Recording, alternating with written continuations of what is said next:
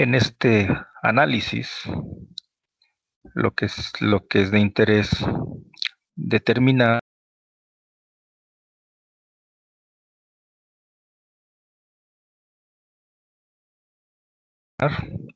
una condición muy particular, y es que ese resistor que está indicado con el subíndice ID puede entenderse como un resistor variable. Y un resistor variable puede ser porque así interesa, y lo cual es adecuado para ajustar alguna característica, o puede ser que esté variando ya por uso excesivo, por fatiga.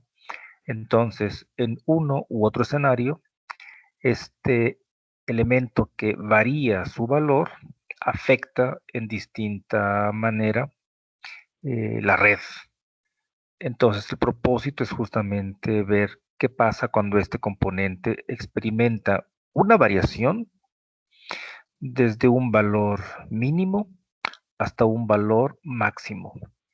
Y esta variación siempre está definida en un punto medio. Si nosotros analizáramos cuál es la caída de potencial en cada uno de estos arreglos, el paralelo de dos resistores, el resistor sencillo variable y el arreglo de tres resistores, podemos graficarlos y ver ahí el efecto de las distintas variaciones. Observen que si este valor de resistencia varía desde valores, déjenme decirlo, pequeños hasta valores grandes, el potencial en cada uno de estos arreglos aparentemente no sufre cambio. Visualmente no se observa variación alguna, y pudiese pensarse que el efecto es nulo. Pero nótese que se está graficando el voltaje en una escala logarítmica, y esa característica permite distinguir los distintos valores de las diferentes variables. Vean que el voltaje del arreglo inferior, el voltaje 456, su magnitud es muy pobre, son décimas de milivoltio, mientras que el potencial del arreglo 1.2 son una caída de voltaje que está abajo de 1 voltio. Y el que más potencial consume es justamente el resistor variable, que está poco menos de 3 voltios. Entonces, dos características importantes son las siguientes. Uno, podemos graficar cómo varía el voltaje ante variaciones de la resistencia, y podemos ver cuál es la magnitud de los distintos voltajes en la red.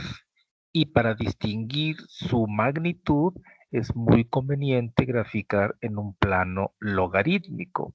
Y en este caso estamos aprovechando el eje vertical para tener esta característica. ¿Por qué este resistor varía? Simple y sencillamente porque se decidió que ese valor correspondiera al ID que ustedes tienen en la universidad. Entonces, como cada uno de ustedes tiene un ID, en este ejercicio hicimos que tuviese un equivalente óhmico, y a partir de un punto central, el resistor experimenta una variación hacia valores menores del 4%, y hacia valores mayores también del orden de 4%. Es decir, si nosotros ordenamos orden ascendente, vamos a determinar un punto medio y vamos a distinguir fácilmente el valor menor y el valor mayor. Y respecto al punto medio, tenemos una variación que decimos de más o menos el 4%. Esto que estamos viendo es justamente el ejercicio para ver cuál es el efecto de la variación.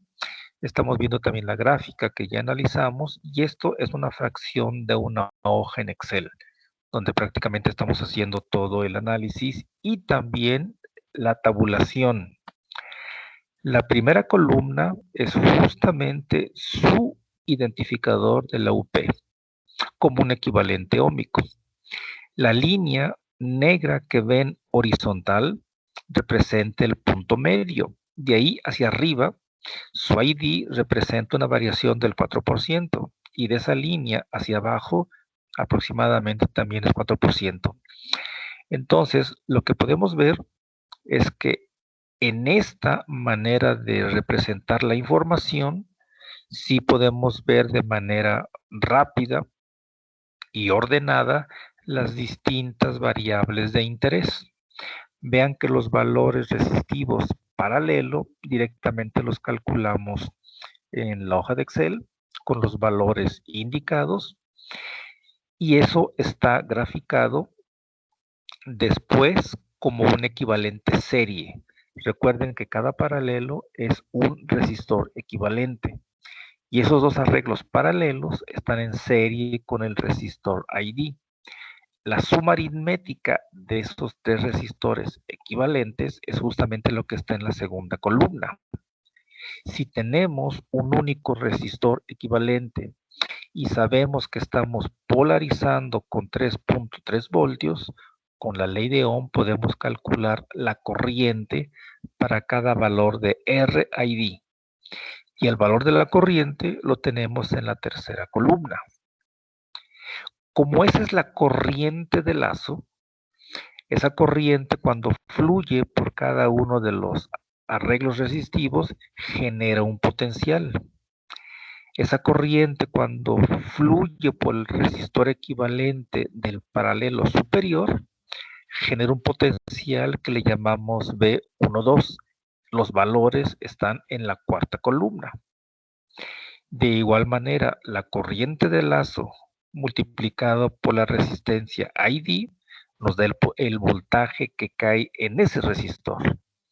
Y ese voltaje es justamente el valor que está en la quinta columna para cada uno de los valores de resistencia. Y de manera análoga, podemos calcular el voltaje en el arreglo resistivo inferior, porque el AR equivalente, justamente al multiplicarla por la corriente total, nos da el voltaje que representamos en la sexta columna, el B456.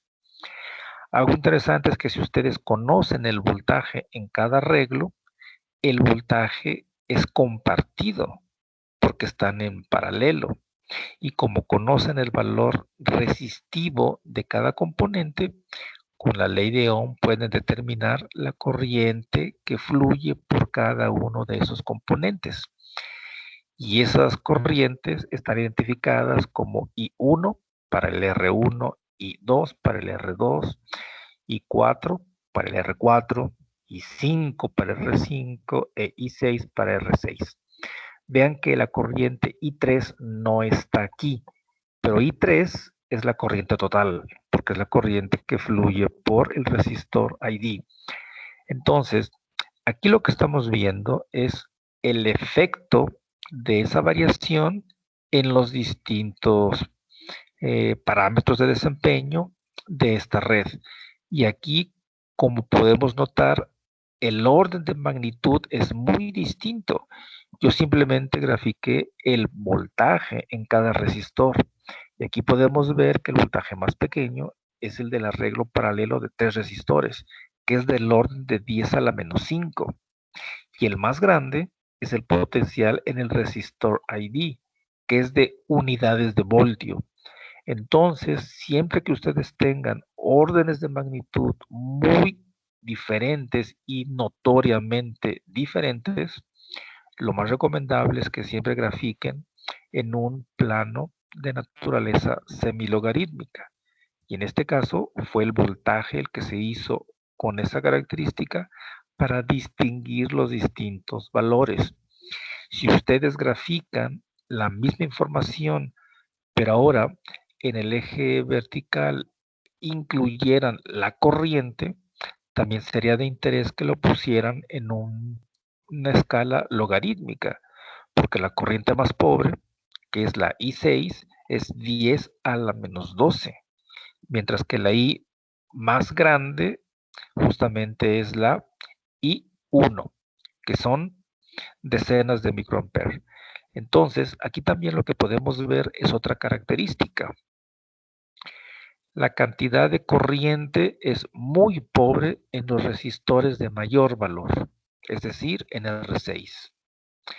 Y vean también que cuando ustedes hacen el equivalente paralelo, por ejemplo, el de 3 resistores, siempre domina el resistor más pequeño.